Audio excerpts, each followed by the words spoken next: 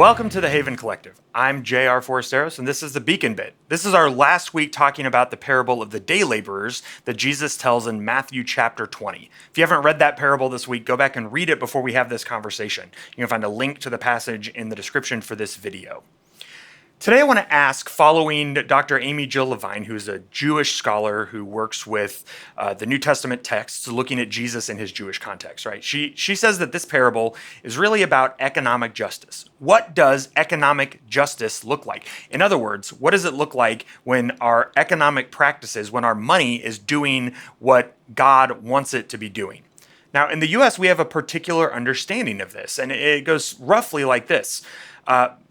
Economic justice is what happens when everyone gets what they deserve for doing their work. And, we have an invisible hand that sets that with supply and demand and all that kind of stuff, right? It gets more complicated, but that's essentially what it comes down to, right? Our work is assigned a value. We're hired to do that work, and when we're hired for it, we're given that amount of pay.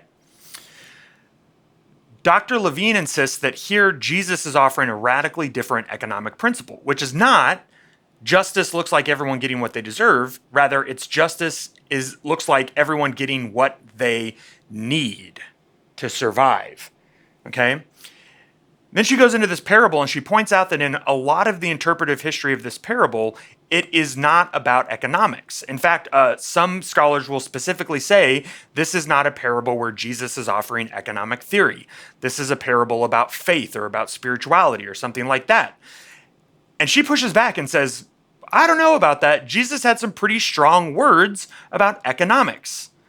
Things like, it's harder for a rich man to enter into heaven than for a camel to go through the eye of a needle, for instance. Or when the rich young ruler says, what do I need to do to be saved? And Jesus says, sell everything you have and give it to the poor, right? Jesus has some fairly strong economic positions, and she insists that this parable is one of them. That when we see this story about a homeowner who hires a bunch of day laborers throughout the day and then gives them all the same amount of money at the end of the day, what we are seeing is a radical insistence that true justice does not look like giving everyone what they deserve, which would be, like the guys who worked a full day get a full day's wage, and then, the guys who worked half a day get half a day's wage, and so on and so on. That'd be the dessert, right? A day's labor is worth X, and so you either get X for a full day or a fraction of X based on the fraction of the day that you worked.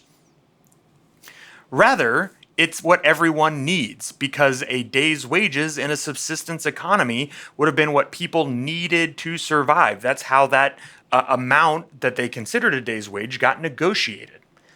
I can't help but read her interpretation of the parable and think about the conversations in the United States around minimum wage, right? Where minimum wage is meant to provide for a family of, I think, a family of four, and yet it hasn't been keeping up with cost of living for, at this point, decades, right? And then what people will say is that minimum wage work is not worth that amount of pay, right? That we have decided as a culture that the value of this work is not commensurate with paying someone what we would call a living wage. But in Jesus's economy, particularly in a culture as prosperous as the United States, everyone should get not necessarily what we have arbitrarily decided the value of the work is, but rather what they need to survive, the literal definition of a living wage, a wage that makes living possible, living and flourishing. These are particularly guidelines, Dr. Levine points out, for a culture that is not experiencing famine. Again, sometimes when you read commentaries on this, they'll say, oh, this was, famine was happening or blah, blah, blah, and all this stuff. And she points out, no, actually, in Jesus's day, as far as we can tell, the economy was pretty stable and strong and prosperous relative to the region around it. We don't have any indications that we get from something like the Book of Ruth that there was a famine in the land. And so in a time of prosperity and stability, at minimum, this is what economic justice looks like in Jesus's vision.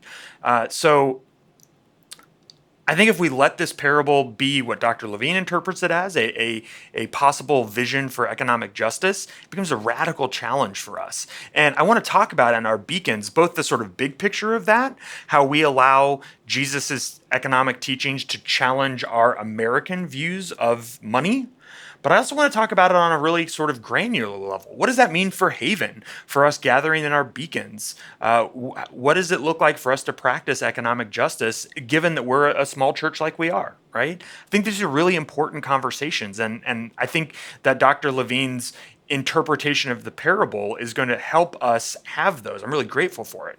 So that's going to happen on Sunday in our beacons, and I can't wait for that. But until then, grace and peace be with you.